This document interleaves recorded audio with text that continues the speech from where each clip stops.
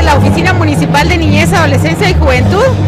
ha organizado el primer festival folclórico de danza y también ensamble marimbas, pues con la participación de varios establecimientos educativos de aquí del departamento de Quiché. Pues gracias a Dios tuvimos muy buena aceptación y como pueden ustedes estar observando en estos momentos, pues está llevando en la primera ronda de baile con los diferentes establecimientos, en donde tenemos también un jurado calificador que estará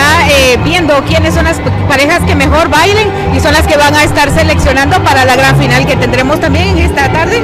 en donde estaremos premiando a los primeros 3 lugares de danza. Lo de nosotros es abrir ese espacio a los jóvenes para que ellos también puedan expresarse y puedan también aprender a disfrutar de una pieza de marimba, ya que no solo los adultos lo podemos hacer, sino que también los jóvenes pueden disfrutar de una pieza como bien lo estamos observando en esta oportunidad. La Oficina de la Niñez y Juventud el día de hoy, en conjunto con don Jorge Estrada Barrios, han organizado el primer ensamble de marimba con estudiantes de los diferentes institutos, escuelas y colegios de nuestro municipio de Santa Cruz del Quiché,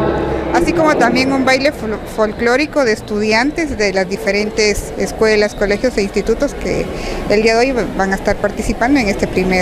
primera actividad de ensamble de marimba y baile folclórico,